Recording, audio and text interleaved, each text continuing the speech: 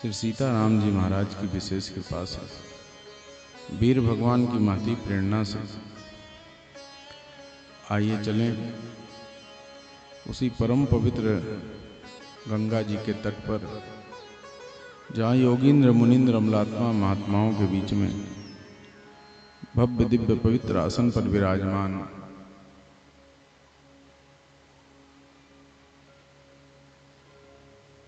श्री सुखदेव जी महाराज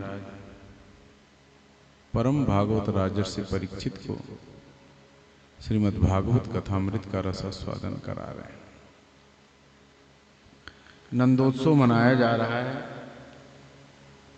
सब गोपियां गोपा परस्परम हिष्टा दधिचीर घृतांबुभि, दूध दही मक्खन का लोना एक दूसरे पर लेपन कर रहे हैं और खूब आनंद कर रहे हैं, बधाई गा रहे हैं। आज नंद जी के द्वार पर भीड़ लगी है।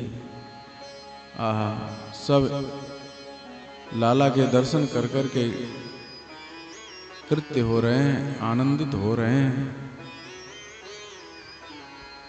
आज नंद द्वारे बधैया बाज, आज नंद द्वारे बधैया बाज, आज नंद द्वारे बधैया बाज, आज नंद द्वारे बधैया बाज, आज नंद द्वारे बधैया बाज, बधैया बाज, बधैया बाज, बधैया बाज, बधैया बाज, आज नंद द्वारे बधैया बाज, आज नंद द्वारे बधैया बाज। कौन लुटावे अन धन सोना, कौन लुटावे अन धन सोना, कौन लुटावे वस्त्र भैया बधैया, कौन लुटावे वस्त्र भैया बधैया। बाबा लुटावे अन धन सोना, बाबा लुटावे अन धन सोना, मैया लुटावे वस्त्र भैया बधैया बाजे, आज नंद द्वारे बधैया बाजे, आज नंद द्वारे बधैया बाजे।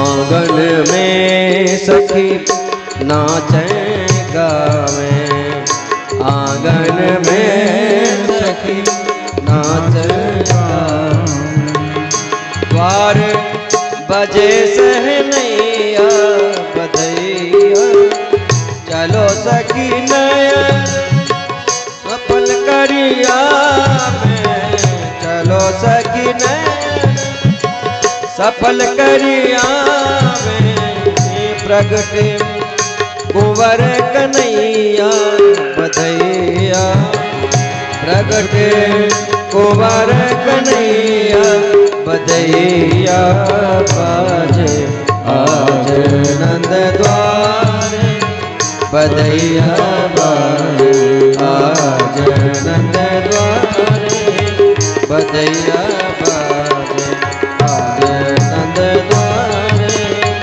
बधैया बाजे।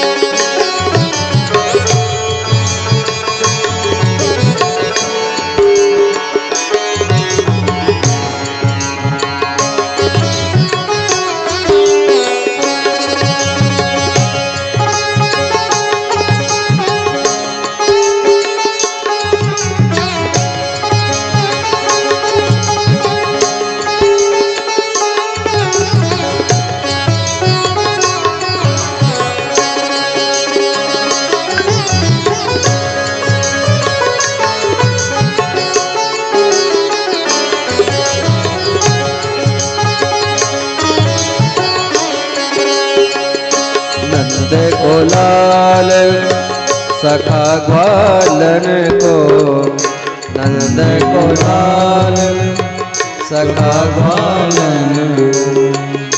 बलदावों को भैया बधैया दही हरदी कीच मची है, दही हरदी कीच मची है।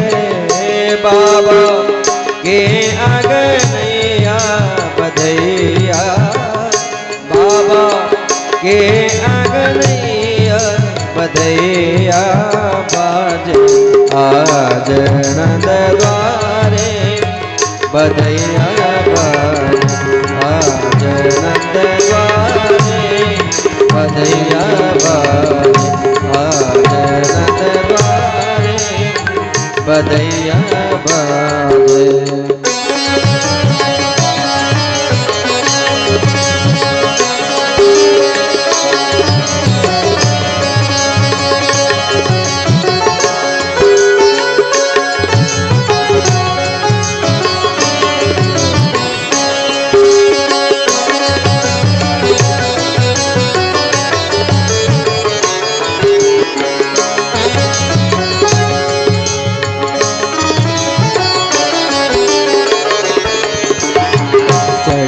विमान सुमन सुर बरसे, बाबा के अगनैया बधैया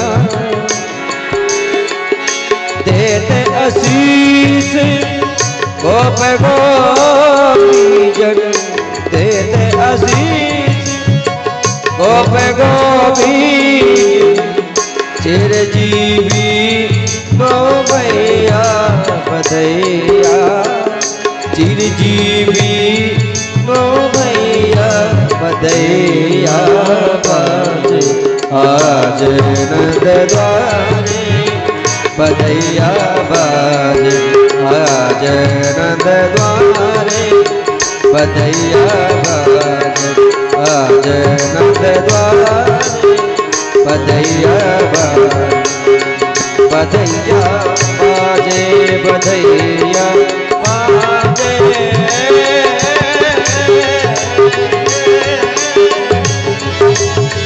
बधैया बाजे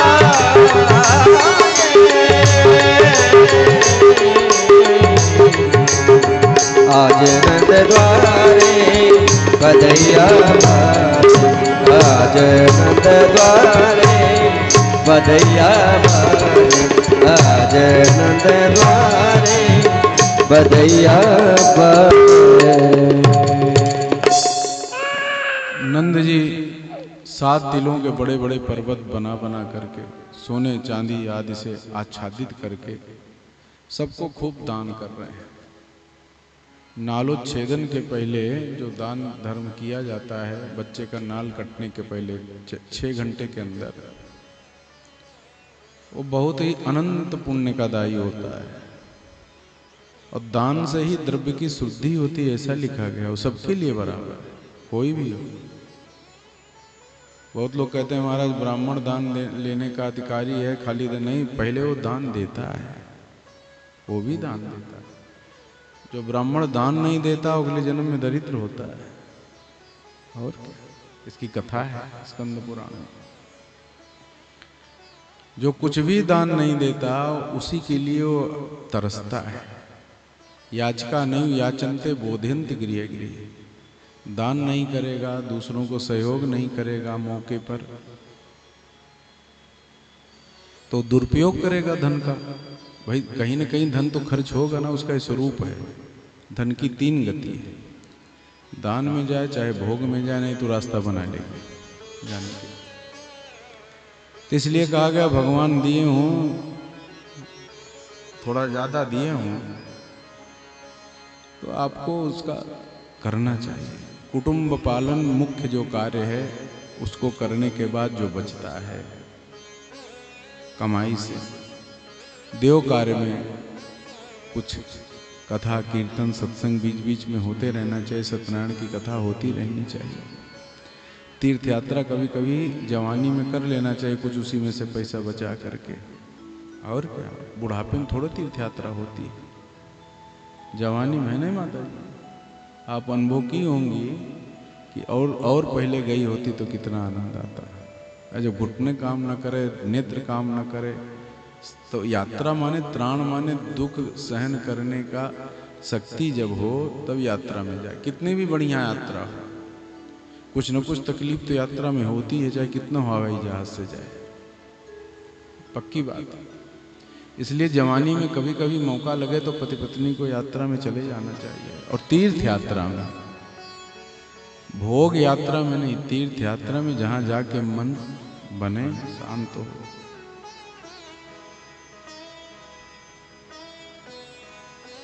और तीर्थों के भी सेवन का तरीका है, तीर्थ में जाए तो कैसे रहे, इसका भी वर्णन है।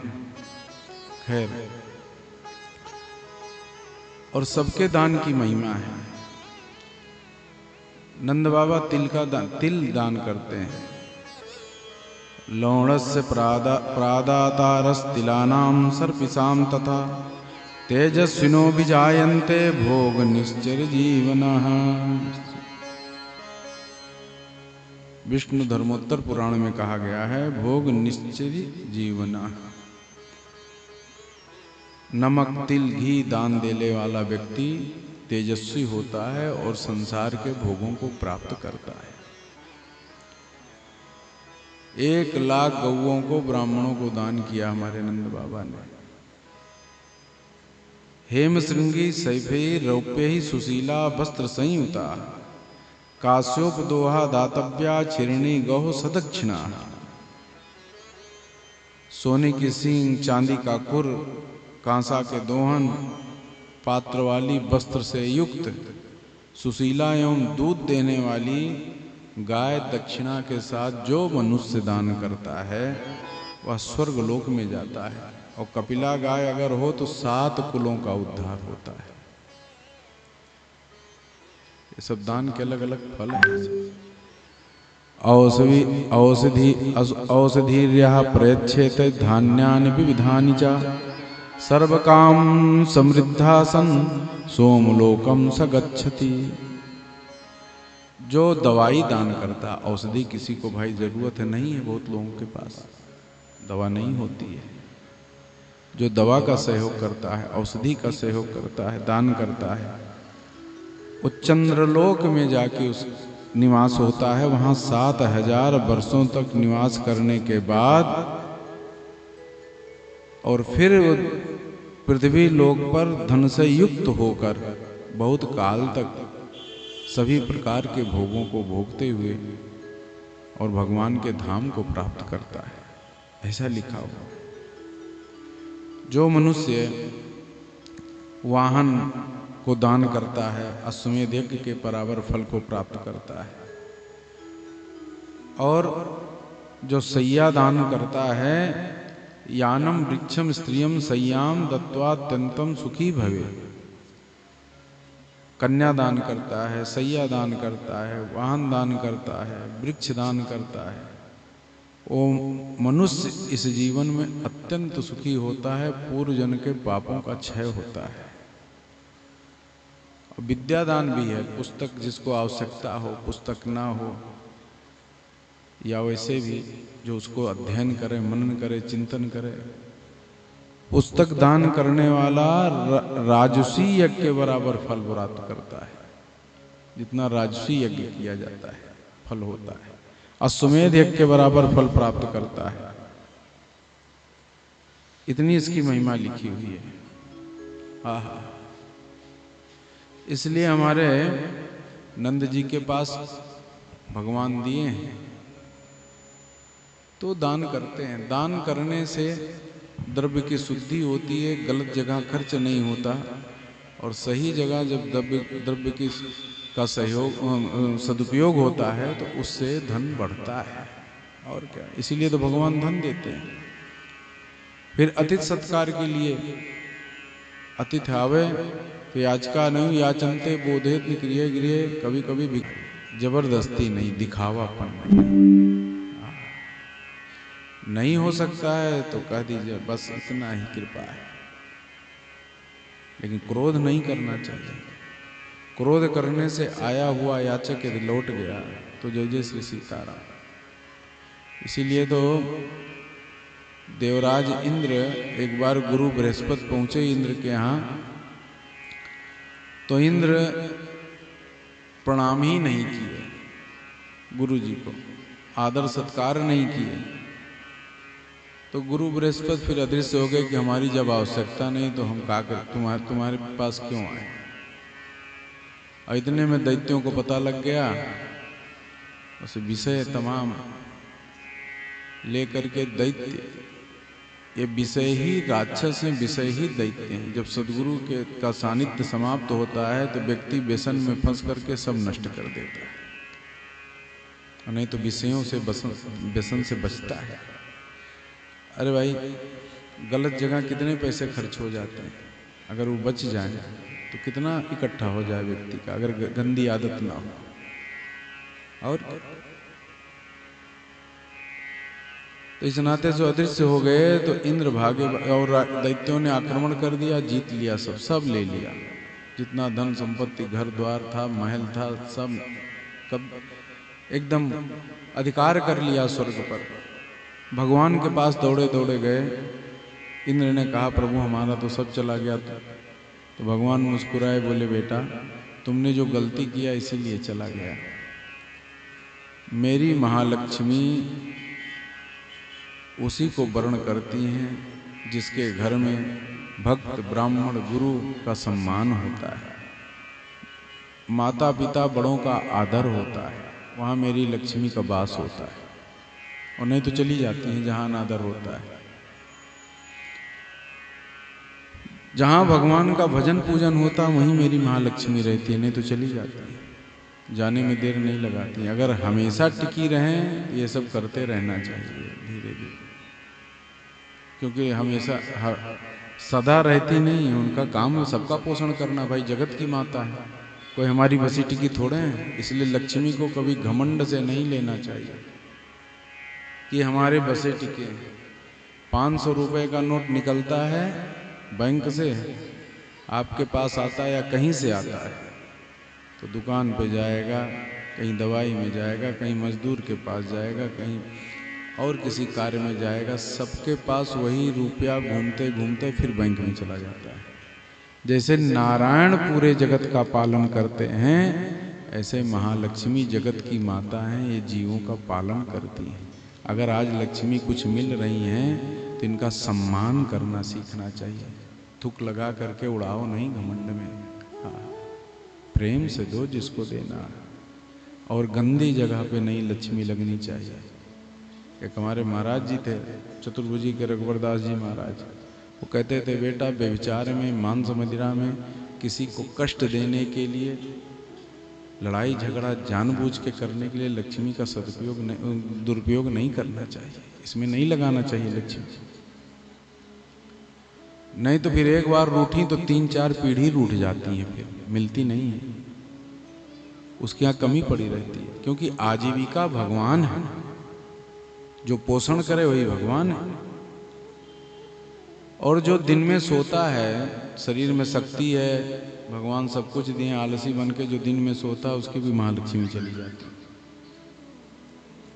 आलस्य कुतो विद्या आलस्य कुतो धनम, विद्या और धन ये सब आलस से नहीं मिलता, कर्म से मिलता है। उद्योगिनम सिंह पुरुष मुपैति लक्ष्मी, उद्योगी व्यक्ति को लक्ष्मी मिलती है, कुछ न कुछ करता रहे जीवन में। आजकल तो बैठ के खाने की आदत सबकी हो गई, कुछ करना न पड़े, नंबर 2, नंबर 3, नंबर 4। हाँ, अरे नंबर 1 से खाओ, परिश्रम करो, देखो कैसा पचता है, आनंद आता है।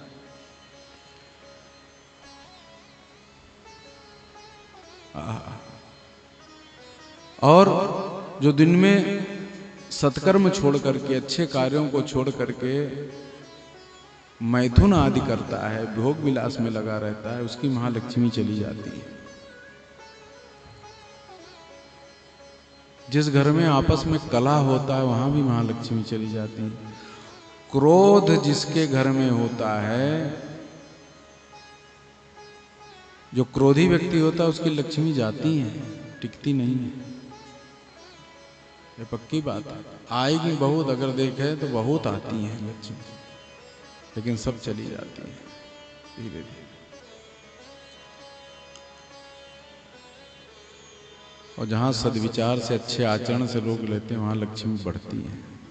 जहाँ सुमति तहाँ संपत्ति नाना, जहाँ कुमति तहाँ विपत्ति निदाना। आज भी एक परिवार जौनपुर में ऐसा है, क्षत्रिय परिवार है, मैंने देखा 60 परानी है और 60 अभी एक में, और उनके घर में 2 पीढ़ी से लहसुन प्याज बनता ही नहीं, मांस मदिरा तो दूर की बात है।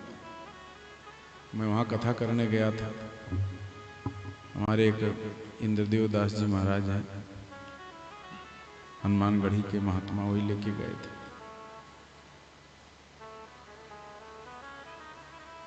छोटे से बड़े बच्चे का एक दूसरे का सम्मान करते हैं, और अच्छे अच्छे पदों पर भी हैं, गांव के मुखिया भी हैं, प्रधान भी हैं, और कोई नौकरी कर रहा है, कोई चाकरी, कोई व्यापार कर रहा है। और जब इकट्ठे होते हैं, बोलिए कृष्णचंद्र भगवान की जय। आइए, रामचंद्र जी पधारे हैं, राम बकस जी, इनका दर्शन करके बाबा की याद आ जाती है हमको। आप बड़े स्नेही रहे हैं। आहा,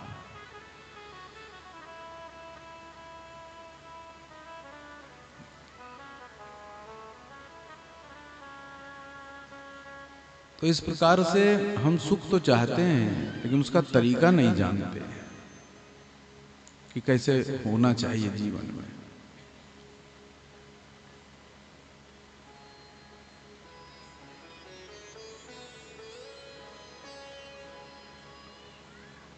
और जो बोलिए कृष्णचंद्र भगवान की ही जय। आइए,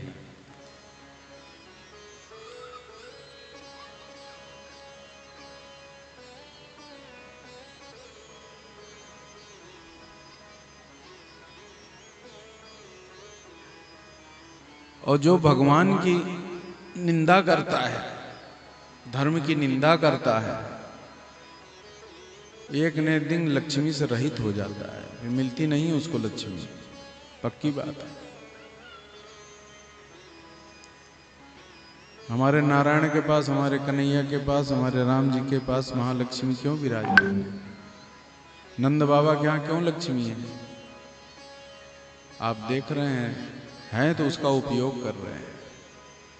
कोई भी ब्रजवासी किसी प्रकार का व्यसन नहीं करता है। यहाँ तक जाने दीजिए, जो कालेवन है, आपने सुना है कि मुचकुंद राजा भगवान भग के गए, छिप गए, मुचकुंद राजा की दृष्टि पड़ी, बस वो भस्म हो गया। और मलेच्छ सम्राट था, मलेच्छ सम्राट, उसके आसपास रहने वाले लोग समझो लंका की तरह रहते थे, फिर भी भगवान उसको आसानी से मिल गए, उद्धार हो गया उसका। उसके अंदर कुछ गुण था, 10 दोष नहीं था उसके अंदर। और सबसे बड़ा एक तो स्त्री विषय कोई चिंतन नहीं करता था वो कालेवन, और व्यर्थ बकवास में समय नहीं बिताता था।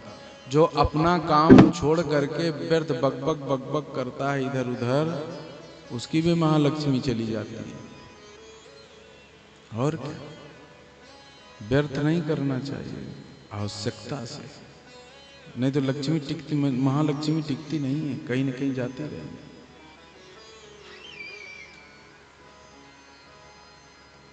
वो व्यर्थ बकवास नहीं करता था कालेवन। यह हरिवंश पुराण में वर्णन है इस चीज का, बड़ा सुंदर चरित्र है।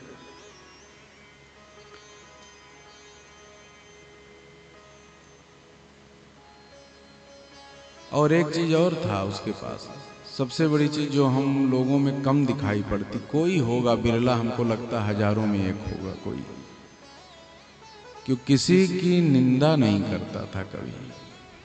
ये सबसे बड़ी विशेषता कालेवन के अंदर थी। यवन सम्राट हो करके, मलेच्छ सम्राट हो करके, और उसके अंदर ये सब गुण थे। और हम लोग मनुष्य हो करके अयोध्या धाम में रह करके रात दिन कथा सुन करके भी दोष नहीं मिटा पा रहे। आहा। छल माने दोष माने निंदा। जो दूसरों की हमेशा दोष कमी देखते देखते निंदा में लगा रहता है, वो मान लो थोड़ा उसको निंदा करके सुख मिलता हो एक क्षण के लिए, लेकिन भगवान तो नहीं है मिलेंगे उसको। आहा। मोहि कपट छल छिद्र न भावा, मोहि कपट छल छिद्र न भावा, निर्मल मन जन सो मोहि पावा, निर्मल मन जन सो मोहि पावा, निर्मल मन जन सो मोहि पावा, निर्मल मन जन सो मोहि पावा, मोहि कपट छिद्र न भावा, मोहि कपट छल छिद्र न भावा। औषधि दान। अरे भाई, इस समय औषधियों की बड़ी आवश्यकता है लोगों को। बीमार बहुत हैं लोग भाई, नहीं है लोगों के पास। हम लोग खाली वीडियो वायरल नहीं करते, कुछ लोग अयोध्या में ऐसे हैं, लेकिन बहुत आवश्यकता है सेवा की।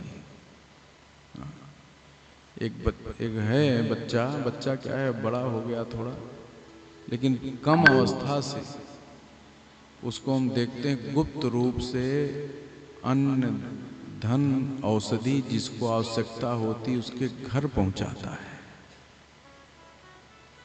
और उसके घर पहुंचाता है वो। जो जाके दान दे, आवश्यकता देख करके दान दे और गुप्त रूप से दान देता है, वो अक्षय पुण्य को प्राप्त करता है, अक्षय दान के फल को प्राप्त करता है। और जो कहने से देता है वो मध्यम फल प्राप्त करता है। जो मांगने पे बार बार भी नहीं देता, वो जान लो फिर आ गया समय कि दान देने लायक रह ही नहीं जाएगा।